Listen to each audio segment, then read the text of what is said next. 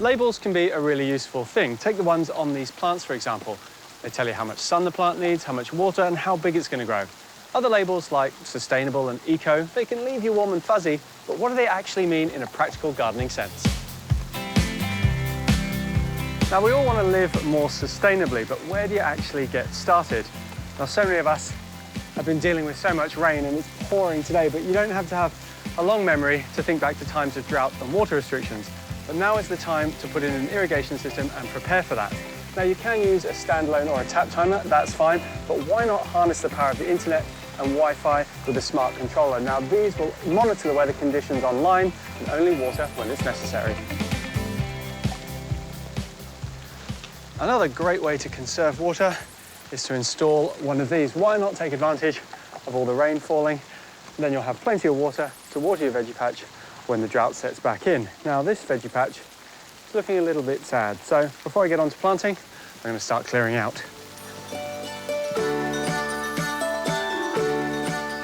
To help feed our veggie patch, I'm going to be putting in a compost bin behind us. Now, these weeds are fine to go in there, but anything that has seeds on it, like this bindi, you want to keep out of the compost. So the plant will die down, but the seeds will survive because it's not going to get hot enough in a tumbling compost bin. And then when you put that back in the garden, you're just going to reinfect it with weeds. One of the best things you can do for the environment is to start a compost bin. It lessens your kitchen waste, it lessens your carbon footprint, and you create fantastic compost for your garden. Now, tumblers are a great way to do it because they speed up the process. You simply put your waste in, give it a turn, and then your compost is made. Now, just like a compost heap, you want a combination of green stuff, which is stuff like your kitchen waste and old weeds. You want about 50% of that, and 50% brown stuff, which is twigs and things like dried leaves like this. Now, often you don't create enough brown compared to the amount of green you make out of the kitchen, so you can add in some sugarcane mulch like this. Now, there's a couple of things you shouldn't put in your compost bin, mainly bread and meat, because that's going to attract vermin, so keep them out.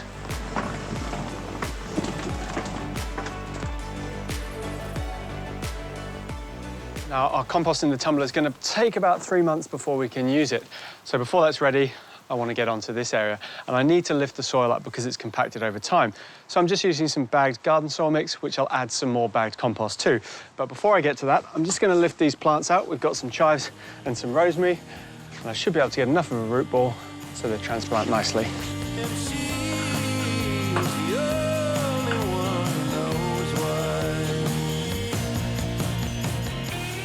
Now we've got our soil levels up, it's time to add in some compost. Now, I'm using mushroom compost, and it's incredibly organic and dense, so it holds on to lots of moisture. It's got lots of nitrogen in it too, so it's perfect for leafy greens and veggie patches. But you do want to mix it through your soil really well, because it's got quite a high salt content. In an area like this, I'm going to use 4 bags of mushroom compost and just dig it through really well before I start planting.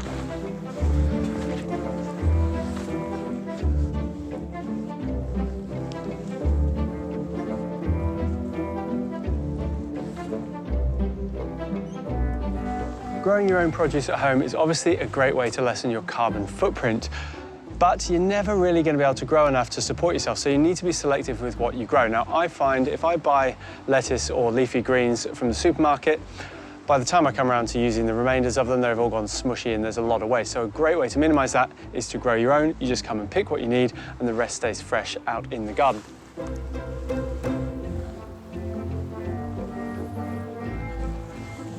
Herbs really like being in pots because they're really free draining, and you can move them around into the sunny spots of the garden to really maximize the flavor.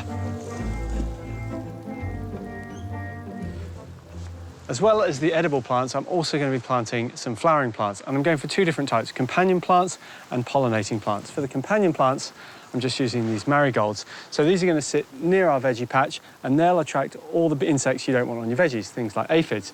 When they get covered, you can just replace them. Now, I'm also planting over here lots of plants that are great for pollinators, things like this achillea. Now, when you're planting for pollinators, you want an array of different colors, different shapes, different heights, so the pollinators go around, have lots of lovely food.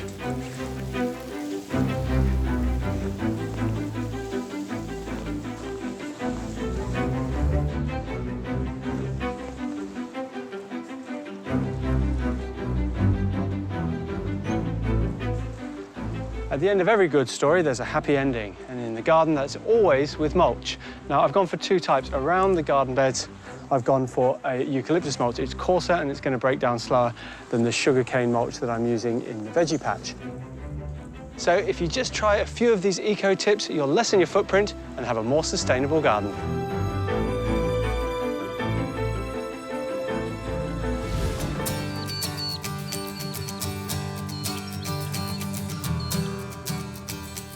Well, finally, spring has arrived. Well, for most of us, but the calendar is saying, yep, we're into spring, so get out there and enjoy it. Now, my garden is just recovering from a very chilly winter. Not sure about yours, but colour is just starting to reappear again.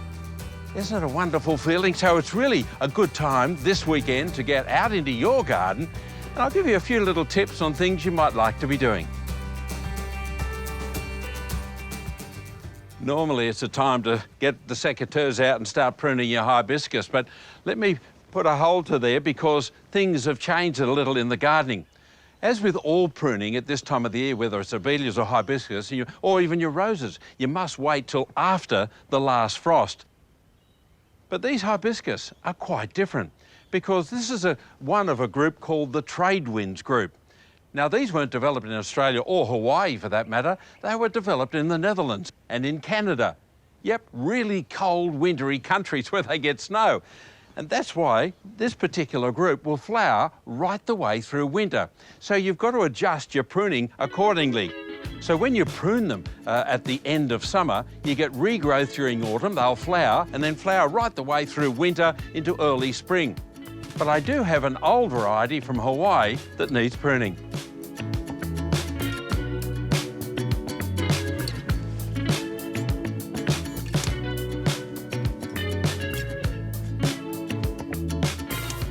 And after a prune, don't forget to give them a really good feed.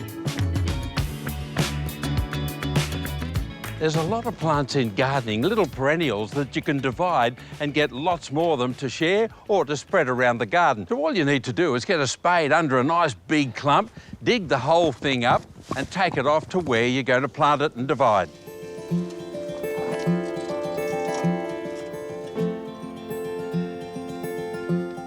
Now this is variegated liriope. I've been a fan of it since I was a young fella. We used to use it in garden edging way back, and I just wish more garden centres had it. If you've got a friend's got a clump, ask him if you can divide it up and share a bit. Split it open. There we go. And then just divide it as I'm doing now. If you pull it out sideways, you'll find the roots just come out. The foliage is evergreen. Then you get the beautiful lilac pinky flowers, then the black fruit follows. It's a real attraction all year round. It's a great little edging plant. Now all we need to do is plant these out and my job's finished.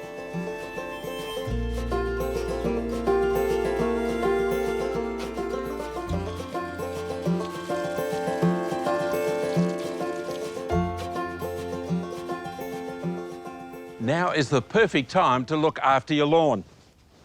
Weed and feed. Yep, it gets rid of the weeds, yet leaves your lawn looking lush and green for the whole season. Now, those pesky weeds, like all the flat weeds, bendy eye, and even clover, it gets rid of them all. Yet, it has all the nutrition to give your grass a real boost for the rest of the season.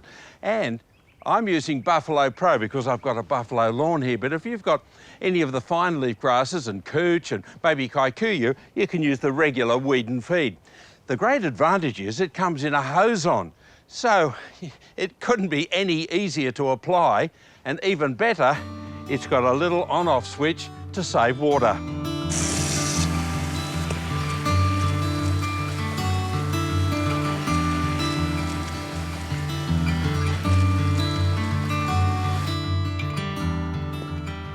Growing plants in pots has become popular once again, and it's not only just flowers. Vegetables, I've got spinach, silver beet, strawberries. You can grow just about anything on a balcony in a pot. And a lot of people who don't have a garden, that's the way to go for the future, without a doubt. Now's the time to be planting liliums. And they're so ideal for growing in pots. All the different colours, whites, pinks, yellows, oranges, reds. terrific array of colours. Now, some are quite tall, others a bit short. Have a look at the labels and see what the size they grow to. So firstly, we'll put in our potting mix. The liliums need to be around about 10 centimetres below the surface. Now, I'm going for a white and pink combination in the bulbs. Make sure you put them the right way up. That's the roots down. I'm actually going to put in a lot more than what you would expect. Okay, bulbs are in. Now, let's just add a little bit of potting mix. We don't need a lot, just to cover the bulbs, because now we've got to get our annual colour in the top, and that's going to give us immediate colour straight away while we're waiting for the liliums to come up. First up, a little dwarf stock. Isn't it beautiful? And the perfume is just unbelievable. I love stocks. Now, if you haven't got room for the big tall ones, try the little dwarf ones. Okay, now we'll put that just in the middle. Okay, the next one is some Sweet Alice. Isn't it a beautiful thing? Again, a honey perfume, so we've got lots of perfume straight away. And this fella, oh, it's called Bacopa. I think we can squeeze in just a few of these little, this is a little viola. How good is that? Then, in another couple of months, the liliums will come through and you'll get a fantastic display of colour. Let me know what your combination is. Send me some photographs. We'd love to show the rest of Australia. Now, it doesn't matter whether you follow all or just some of my tips. This weekend, get out into the garden. The sooner you start, the better your lawn is going to be lush green and weed-free, and the colour will start to return to your garden right through spring into early summer.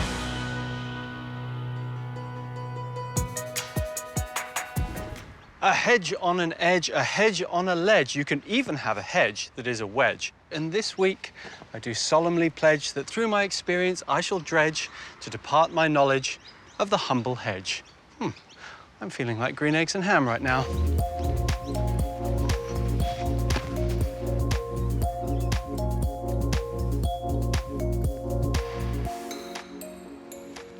Buxus is one of the most popular plants for hedging, and it's really easy to see why. You can keep it quite small, or you can let it get a little bit larger. The thing that makes it so great is its growth habit. Now, the leaves grow really closely together, so when you prune it to a shape, it becomes really dense, and you get a nice, solid-looking hedge.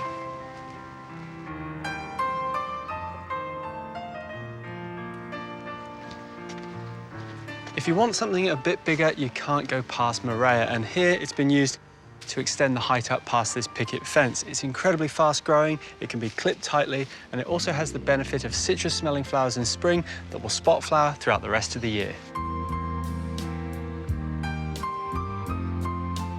Certain standalone feature plants can also be used for hedging, things like azaleas and camellias. Camellias can tolerate a really hard cutback, so if you do have a small tree, you can cut it back and you can start to achieve a shape like this. What you want to be careful of, though, is you don't want to cut off the flowers. Now, this flowers in winter, so the last time you want to give it a prune is in early autumn. And some hedges are going to be perfect for this garden. They'll screen the fences, they'll give some privacy, and they'll help cool the whole space down.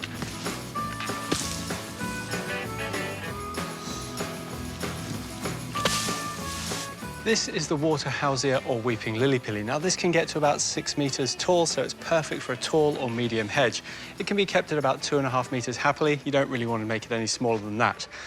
I've placed it in the middle of our garden bed, so it gets optimal root growth, and it kicks back in this section, so we've got a bit of space for some planting in front. When it comes to spacing, though, you want to space them about 1 metre. I've done these, though, at about 800. You don't want any smaller than that, and I've done that because I want an instant effect. You also want to make sure that you give enough room for the plants to grow out to the end of where you're hedging, especially if you've got a driveway or cars coming in. Although this hedge does give us good instant impact, it doesn't give us the privacy that it's going to give us eventually, and to get it to that point, you need to give it the right maintenance. Lots of water when it's establishing, but also lots of pruning. Don't let it get up to the height you want before you start pruning it, because then it will be really sparse. You want to be tip pruning it as much as you can. In the cooler months, that's maybe once a month. In the warmer months, every couple of weeks, and you'll get a lovely, dense hedge. The plants that I've combined with it are this. This is Laura petalum. It's got a lovely purple foliage. You can see how nice that looks against the lime green of the lily pilly. And then just to cascade over the wall, some cousinets.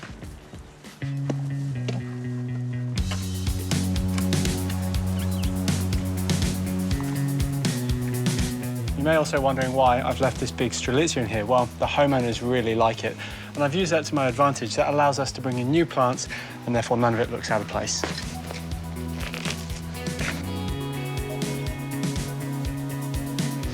Well, that certainly does look much better, but give it 12 to 18 months, and you're gonna have a nice, solid, dense hedge. On this side of the garden, though, I'm going for something a little bit different. It's a smaller garden bed, so I've gone for Acmenas smithii minor. This will turn into a big tree like the water hausia, but it can tolerate being kept much smaller, and that's because it's got a smaller leaf.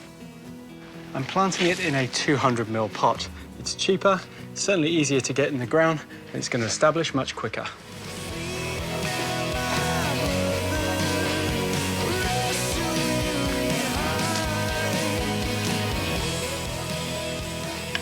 When you're selecting plants for a hedge, it's all about getting the right plant for the right spot. These Acmenas are perfect for here. They can tolerate a limited root run, which they've got. They'll easily reach fence height. I don't want them to get any taller because they'll block light out of the garden. And to achieve that, I've spaced them at 600 millimeters. For a plant that gets this high, you don't really want to space them any closer. If you're using a smaller plant, like a buxus, you could plant those as close as 200 mil together, and they'd be absolutely fine.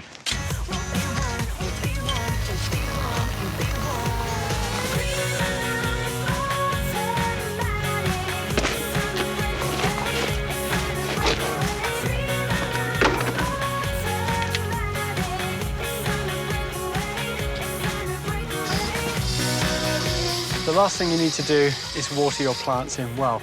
And it is really tempting just to leave them to grow. But actually, the more you prune them, the more new growth they'll put on and the denser your hedge will be. And then the last thing you need is just some good old-fashioned patience.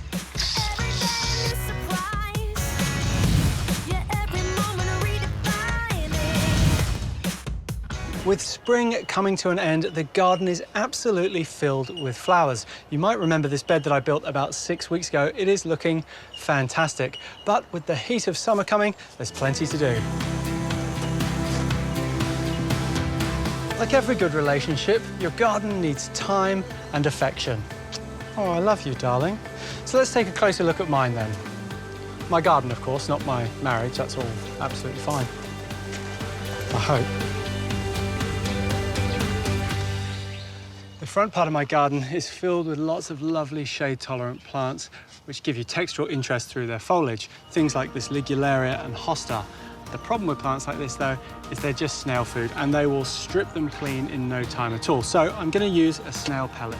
Now, I'm using one that is iron-based because it's fine around household pets like cats and dogs, and you want to be applying this every time it rains.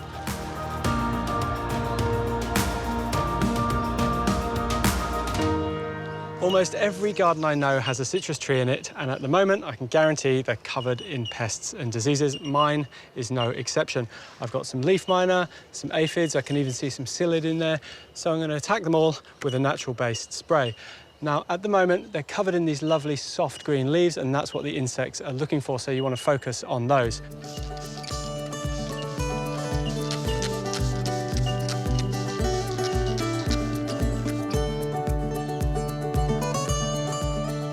Citrus really don't like root competition, so I've removed all of the weeds from underneath, and now I'm giving it a really good dose of an organic fertilizer. You really can't overfeed citrus. Rust is a fungal problem you can get in your gardens that comes when you've got really moist and warm conditions, and these nasturtiums are just covered in it. Now, I've got plenty of nasturtiums. I don't need these ones. So rather than trying to treat them, I'm just going to rip them all out, which is going to give me more space for some planting. It's really important when you're removing any fungal problems from a garden bed not to put this in the compost, because it will just spread when you put the compost back in the garden. So it's best to go in the bin and get it out of the garden.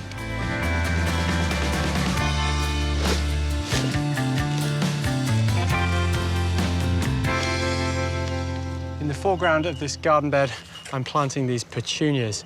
Now this one is called a crazy tunia, you can tell because have a look at the flowers, it almost looks like a galaxy. Now these are an annual, so they're only going to last 1 year, but they're going to flower all the way through summer and give you lots and lots of a fantastic colour.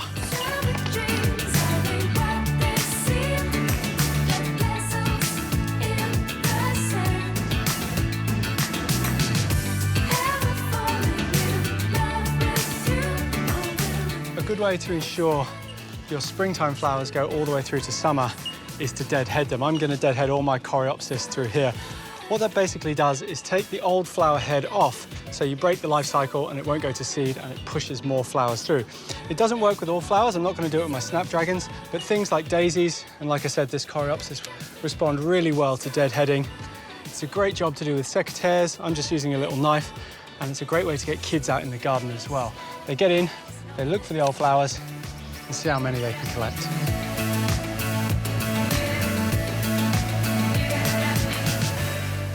The more time I spend in my garden, the bigger it seems to get. And this area out the back is growing as well.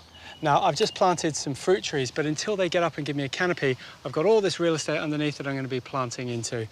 Before you plant anything, and especially now before it heats up, you need to improve your soil. I've put lots of compost into here, and I've also applied a wetting agent.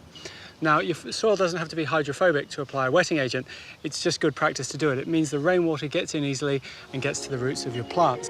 I'm going to be planting a combination of fruits like this tomato and some herbs.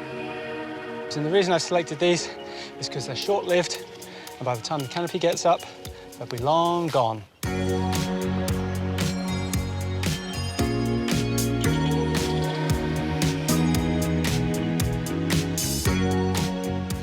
I'm using a liquid fertiliser because it's quickly absorbed by your plants. About 4.5 capfuls per 9 litres should do the trick. Now this one is a well-balanced fertiliser, but it's high in potash, which means you're going to get lots of juicy fruit, and your tomatoes are going to be nice and plump.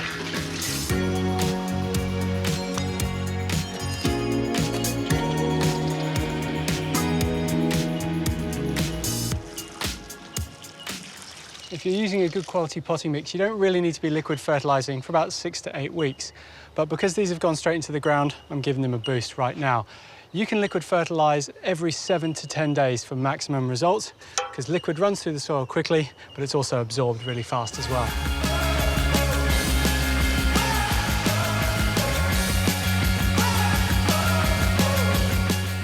Mulching your garden bed is one of the most important things you can do to set it up ready for summer.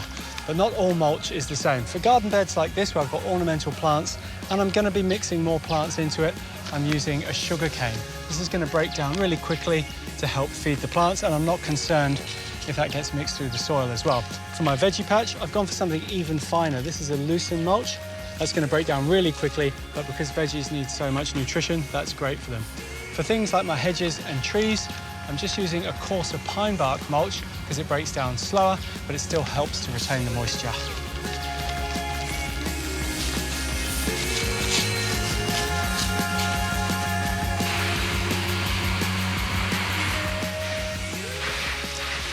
And that is my spring garden all ready for summer. It's your turn to get outside, show your garden some love, and it will look good all summer long.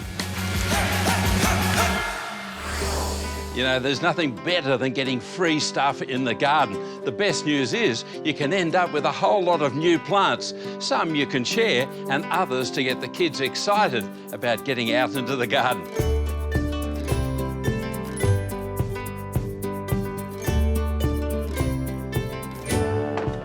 Propagating plants is really so simple. My grandmother showed me how to do it. All you really need is a pair of secateurs, pair of scissors, and some interesting plants. Take these begonias, for example. They look really delicate, don't they? Well, in fact, they really strike easily from lots of different parts of the plant. Firstly, you can strike just from a leaf. And there are lots of different varieties of leaves. I've got different coloured spotted ones there. This happens to be a plain one with beautiful white flowers. Now, all you need to do is just stick that just into a jar. Just let it sit there. Now, the other great thing is if you just remove those lower leaves, remove the flowers, just cut those off, and then the plant completely focuses on getting new roots on this little stem. This is where it gets very technical, so pay attention. See this stem here? Now you just pop it into a jar of water. That's how easy it is. The great thing is, the kids and the grandkids can watch the roots develop on that stem through the side of the glass of the jar. It's just magic.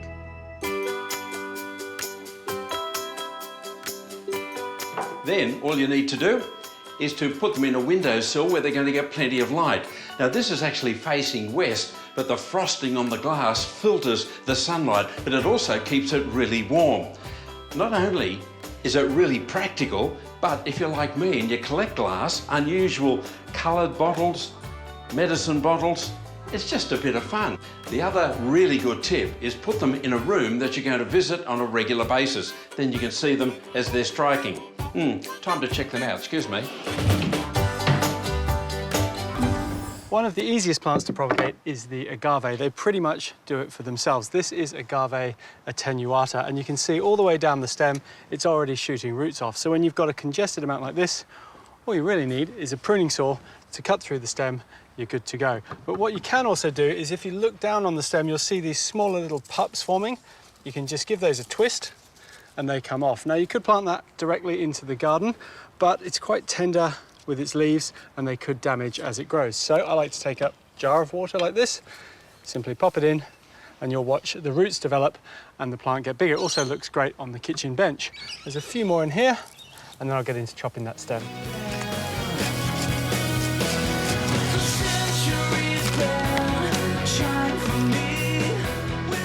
Now before I plant this in the ground, I'm just going to go around the base and remove any of these ugly looking leaves, just to expose the trunk a bit more.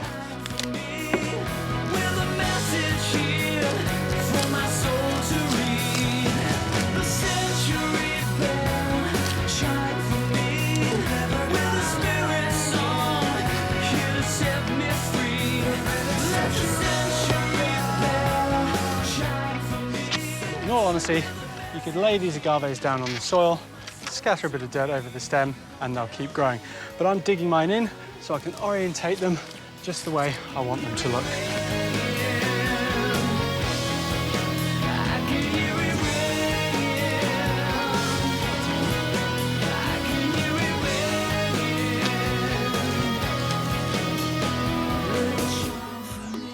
A little bit of instant impact in an otherwise barren bed, but we do have a couple of spots, and I have spied some of the second most easiest plants to propagate, some agapanthus. You either love or hate agapanthus. Now, I absolutely love them because they're tough as old boots. They like their roots to be cramped, so they're perfect for a pot, but when they get over-congested, you can get a reduction in quality and quantity of the flowers. So every 5 or 6 years, it's a good idea to dig them up and separate them out. That gives you loads more plants to place around the garden. You can be really rough with them. You just want to dig out large clumps and then you can separate them out by hand.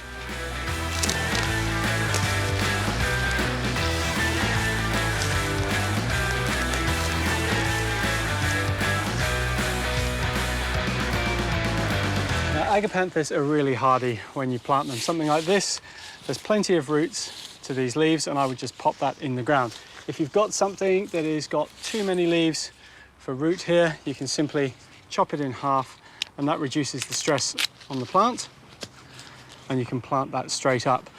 Doesn't look the best though, so I like to pop these in the ground as they are, and if any leaves die back, so be it.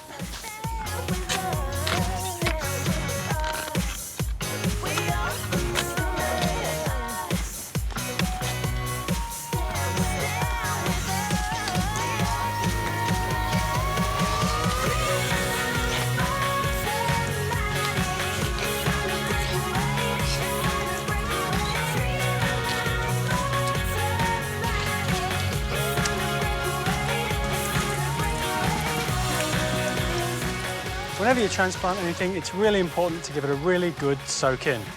Now we have a free garden bed. I am a genius, a thrifty genius. Now, the Japanese maples are one of my absolute favourites. This one here in my garden has been there for over 100 years. Now, they do have a reputation for being difficult and hard to grow. Well, I'm about to show you how to grow them in pots that are really quite small.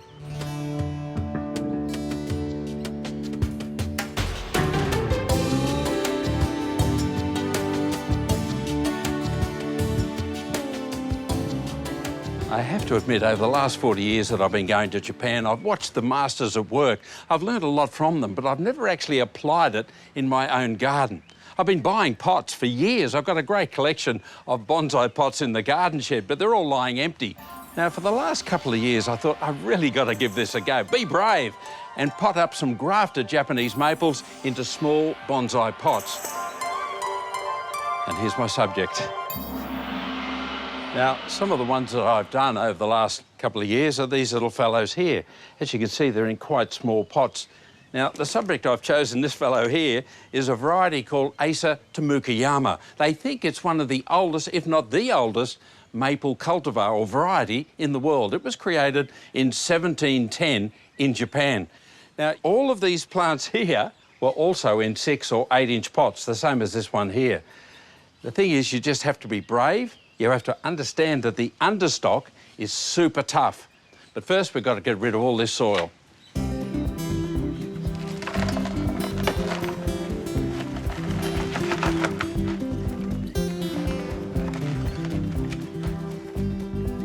Okay, now for the big operation. You need a good, sharp pair of secateurs. So what I'm doing is reducing the root ball by around about 3/4. Yes, it's almost like a short back and sides, isn't it? Yes, I've removed a lot of roots. Let's find the pot. Now, from this selection that I have left, without taking any more roots off, oh, that one's close. That one's too small. Oh, I think that one is just perfect. Now, if we look at the shape of the curve of the trunk and the weeping habit, I think that's about it. Now, you can use regular top-quality potting mix, but I think it's a bit chunky, so I like to make my own. It's a combination of coir peat, coarse river sand, which is really, really coarse for drainage, and this is regular potting mix, top-quality red ticks, but I've actually sieved it out and removed all these chunky bits because they're taking up space for my roots, which are really important to regrow from my maple. It's roughly 1/3 each.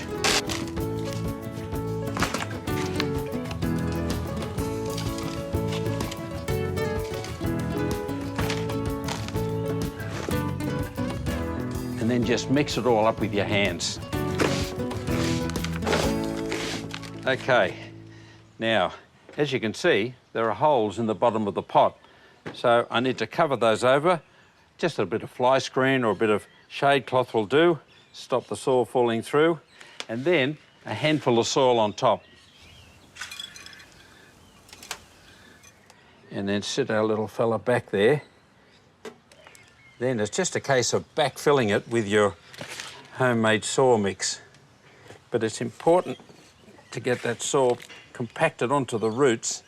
Get that little edge in there. Now, the reason I left the little channel on the edge of the pot there becomes obvious when I start to put on the pot topping. Now, this may not be the rigidest thing they do in Japan, but I find it's really handy just to keep the moisture in the pot.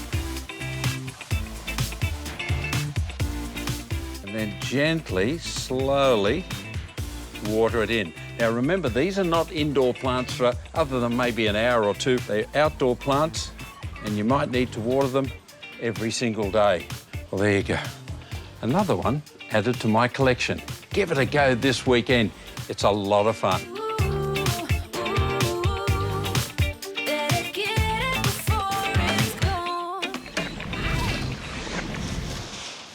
This is a pretty common sight in gardens all across Australia in autumn and winter. Now, you could throw your leaves in the green bin, but why not do something at home and make use of them to make your garden even better? Now, you can turn these into a thing called leaf mold. It's very similar to compost, but doesn't have any of the green nutrients in it. So all you need to do is take this, ram it into a bag, and the trick is to get as many leaves in the bag as you possibly can.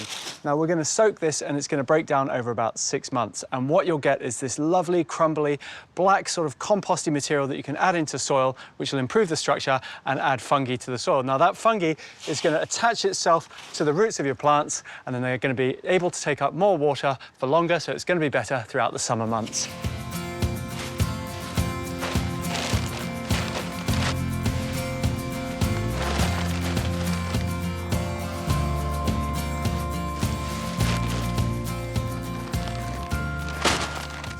Because there's no green content in here as far as grass clippings or kitchen waste, it's going to break down in a very different way than compost would. You're going to do it in an anaerobic way, and for that you need water. So when you place your bag down, you've got to be happy with where it's going to sit for the next 6 months because it's going to be incredibly heavy. Next step, fill your bag up with water.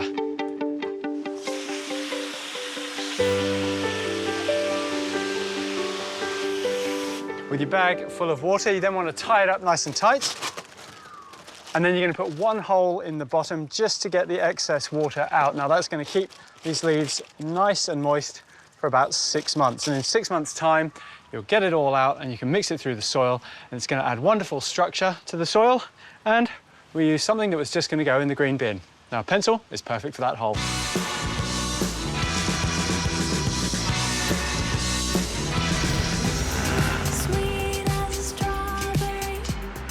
First impressions are so important when it comes to the front of your house. You almost judge people on the way the front of the house looks. Very nice. Well, let me tell you, it's exactly the same when it comes to the back garden.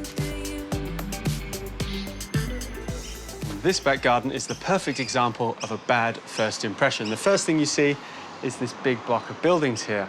Then your eye's drawn over to the nasty-looking bins, and as you turn back around, well, the things in the veggie patch are looking nice, but the whole thing needs a bit of a revamp. So I've got some ideas for trouble spots just like this.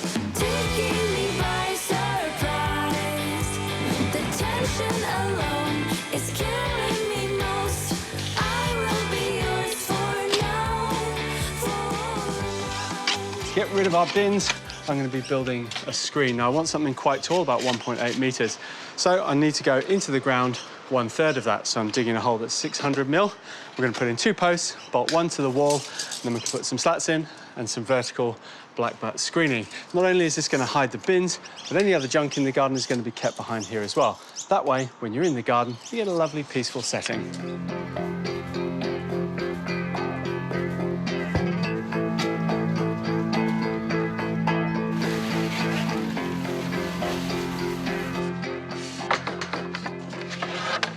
I've pre-cut our black butt decking boards ready for our screening. Now, I've cut these to 1.7. I said our screen was 1.8, but by cutting them 100 mil shorter, it gives us a bit of play in the height because we're not on an exactly level playing field here. I've also pre-drilled and countersunk the holes ready to go into our rails. Now, what I'm going to be doing is using this fancy little shaving brush type thing to oil the back of our boards. The reason I'm oiling the back of the board is to protect it. I don't want the boards to cut.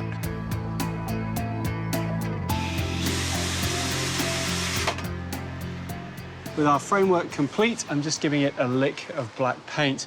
And what that does is it makes it disappear, and the black butt screening that goes on front, well, that becomes the star of the show.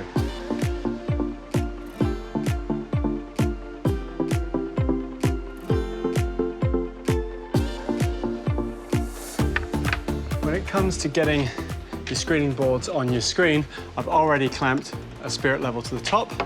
So I know my top's going to be nice and level if I just use that as a guide. I'm also going to use the plumb line of the post for my first board. I'm going to put 1 screw in the top and 1 screw in the bottom and leave out the middle. I'll use a packer to space them out, and I'll do 5 to start with. Once I've done 5, I'll go back and pop this packer in the middle and screw the middle off. That way it's going to take out any bows of the timber. You'll also notice I've got offset screw marks. If I had them all straight along in one line, it would never be perfect, and it would get really quite annoying to look at. By offsetting them, it takes out just those millimetre imperfections, give you a much more professional look. If you're doing this by yourself, you could clamp it off, or you could summons yourself a special genie. Allow me to rub my lamp. JR! Here he is, perfect. You don't mind holding this for me, do you? Not at all. Thank you.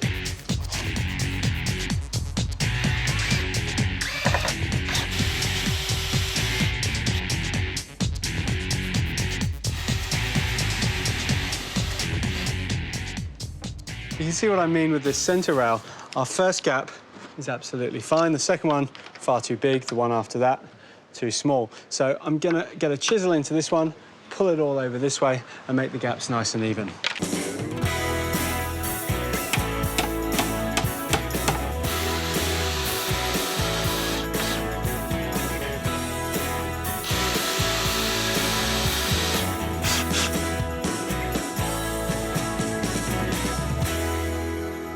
I'm just applying our oil to the front face of the screen now to finish it off. Now, this is going to protect it against the sun and the harsh elements. A couple of things to remember is you always want to work the wet edge, so don't do the top half and then the bottom half, otherwise you'll get a line across the middle of the screen. So go from top all the way down to the bottom. And I know you've done the back and sides, but don't forget to do the cut edge on top, because that's where water will get in.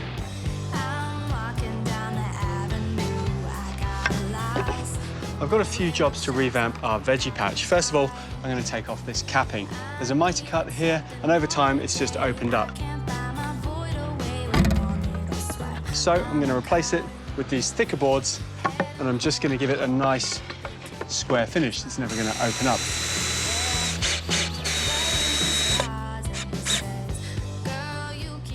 Last up, I'm going to be putting a lattice screen across the back. You can grow broad beans, you can grow cucumbers, maybe even try pumpkins.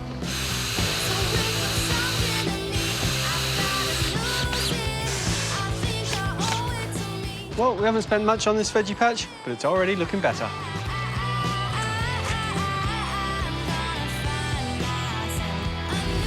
Across so much of the country, we are faced with the issue of shallow soils, and that's a problem when you want nice things like a garden bed. It can be from bedrock, it could be from established trees taking up space, even clay deposits and pipes. All of them obstacles in their own right. Come, brother, sister, I'll lead you home. I'll stretch out my hand. But I've got a few solutions to this very problem in this small inner city garden. Anytime you're ready. What you need to know. All dressed up, show up in style, like you've been ready all your night. I'm just taking the front fence out so we've got better access, then I can get onto the clearing. Gonna have one hell of a party, one hell of a night. Gonna get the best of everything and do it right. Gonna have one hell of a party. Oh yeah, step over the line.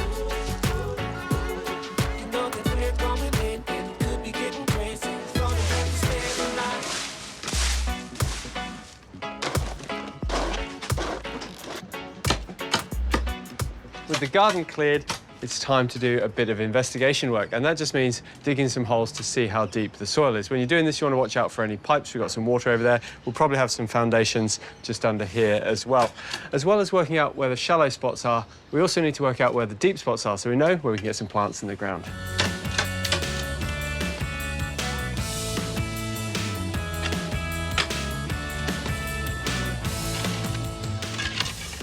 So up the far end, we've only got about 150 mils worth of soil. As it gets closer to the path, it might drop to about 300 mil. On this side of the path, though, because of this palm, there's just a mat of roots, and it's left the soil dry and impoverished. So I need to improve the soil all over, but I'm going to build it up as well.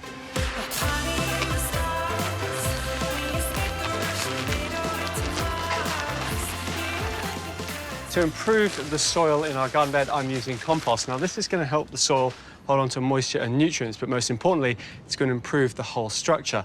Now, where I can, I'm going to dig it through because it's not ideal to plant directly into compost, but where there's too many roots, I'll just leave it as a surface mulch and it will still do the good work.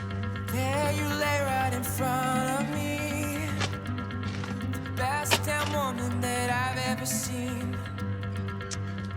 To build our garden beds up, I'm just using some treated pine edging. Now, it's 150 by 25, and I'm going to create a hexagon shape just to add a bit of interest. Now, to do that, you need to cut your timbers to an angle of 60 degrees. It's a little bit complicated. A saw will cut at 90 degrees, so if you set it to 30 degrees, you're taking that off, leaving you with 60 degrees. Now, the overall size is going to be about 500 mil, so you need to cut your bits to about 300 mil.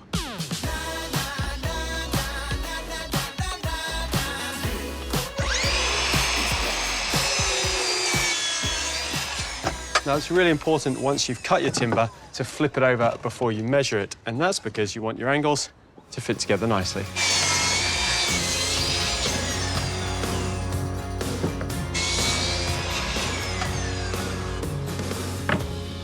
Next, I'm going to glue and screw these together with the help of a ratchet strap. The cold light is fading now, letting go 'cause it's too late and too far gone.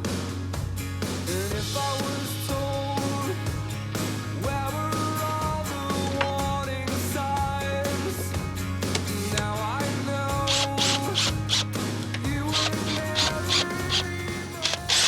final stage of securing this all together is just to use these gang nail plates.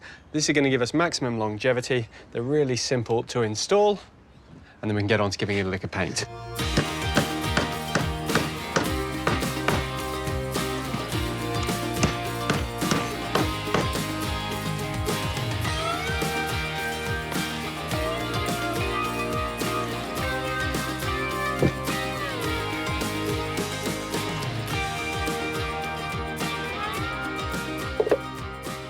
We're placing our hexagons in the front garden in the point where we've hardly got any soil because of the roots.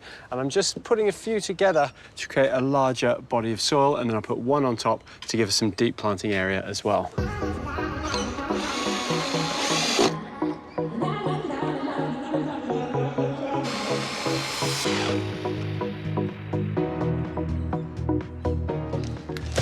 Of course, there's times where you just don't have any soil, things like apartments and front of a house like this.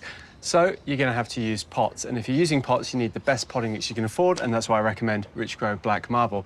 Now, this is high in potash, so if you're growing flowers, it's perfect for those. We've got a shady spot here, so we're going for foliage-based plants. It's high in iron, which makes those leaves super green. It's also got plenty of fertilizer and a soil wetter in there, so once it's in, you really don't have to think about it for 6 months. When you're using pots, it's always a good idea to put them up on feet just to make sure the drainage is perfect.